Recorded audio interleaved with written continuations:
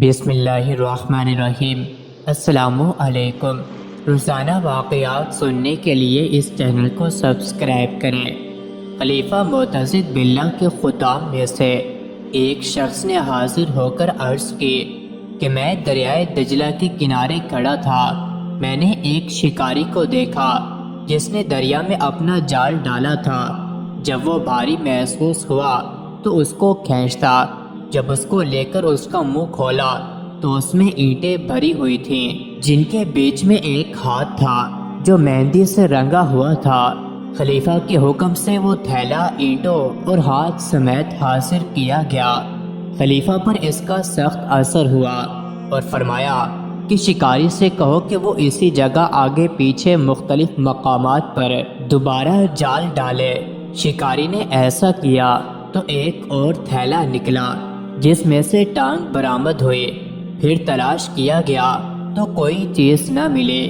اس واقعے سے معتضد باللہ پر سخت رنج و غم طاری ہو گیا کہ میری موجودگی میں اس شہر میں ایسے لوگ بھی موجود ہیں جو انسان کو قتل کر کے اس کے اعضاء کاٹ ڈالتے ہیں اور میں گرفتار نہ کر سکوں۔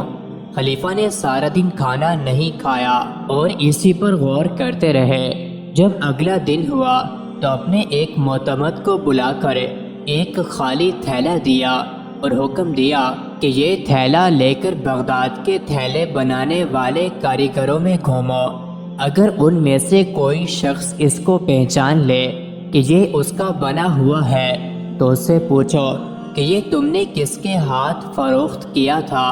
اس سے خریدار کا حال معلوم کر کے اس سے مل کر معلوم کرو کہ اس نے کس کو بیچا اور کسی کو اس تفتیش کی وجہ مت بتانا۔ وہ شخص 3 دن تک غائب رہا۔ پھر اس نے آ کر بیان کیا کہ وہ اسی جستجو میں چمڑے والوں میں پھرتا رہا جہاں تک کہ اس کے بنانے والے نے اس کو پہچان لیا اور اس سے میں نے پوچھا کہ تم نے یہ کس کو فروخت کیا تھا۔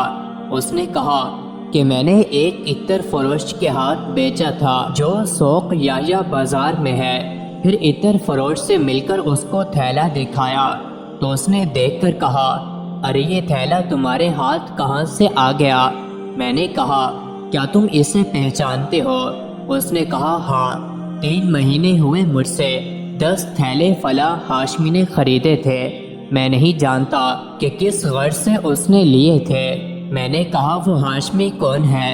اس نے کہا کہ وہ علی بن ریت کے بیٹوں میں سے ہے جو مہدی کی اولاد میں سے تھا، مگر وہ بدترین انسان اور سب سے زیادہ ظالم اور معزز مسلمان عورتوں کے لیے ایک فساد عظیم ہے، اور فریب کاری میں اس سے زیادہ مکار کوئی نہ ہوگا، اور ایسا کوئی شخص نہیں جو اس کی اعزا رسانی اور حکومت میں اس کے اثر و رسوخ اور مال و دولت کے خوف کی وجہ سے معتضد کو اس کے مظالم سے خبردار کر سکے۔ اور وہ ہمیشہ مجھ سے باتیں کیا کرتا ہے اور میں اس کی گندی داستانیں سنا کرتا ہوں، جہاں تک کہ ایک دن اس نے بیان کیا کہ وہ فلاں عورت کی باندھی پر کئی برس سے عاشق ہے اور وہ ایسی حسینہ ہے گویا 14ویں رات کے چاند جیسی اعلیٰ درجے کی گانے والی ہے۔ اس نے اس کی مالکہ سے سودا کرنا چاہا مگر بن نہیں سکا۔ جب چند ایام گزر گئے تو اسے معلوم ہوا کہ اس کی مالکہ اس کو ایک گاہک کو بیچ دینا چاہتی ہے۔ وہ آ گیا ہے، اس نے اس پر ہزاروں دینار لگا دیے ہیں۔ یہ سن کر اس نے مالکہ کو اپنی طاقت کے زور پر مجبور کیا کہ اس باندی کو صرف 3 دن کے لیے اس کے سپرد کر دے، تو اس نے ڈر کر اس کو بھیج دیا۔ پھر جب 3 دن گزر گئے تو اس کو غضب کر گیا اور اسے ایسا غائب کیا کہ کچھ پتہ نہیں، اور وہ یہ کہہ رہا ہے کہ وہ گھر سے بھاگ گئی ہے، اور اس کے ہمسائے کہتے ہیں کہ اس نے اسے قتل کر دیا۔ کچھ لوگ کہتے ہیں کہ اس کے قبضے میں ہے اور اس کی مالکہ نے ماتم برپا کر رکھا ہے۔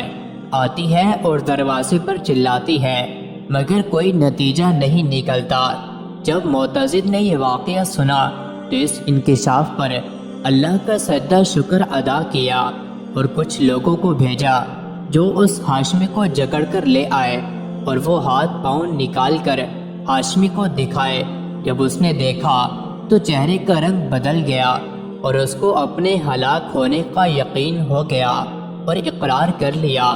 معتضد نے حکم دیا کہ مالکہ کو بیت المال سے جاریہ کی قیمت دی جائے اور ہاشمی کو قید کر دیا گیا۔ بعض روایات کے مطابق اسے قتل قرار دیا گیا اور بعض روایات کے مطابق وہ قید میں مر گیا۔ مزید ایسی ہی ویڈیوز کے لیے چینل کو ضرور سبسکرائب کریں۔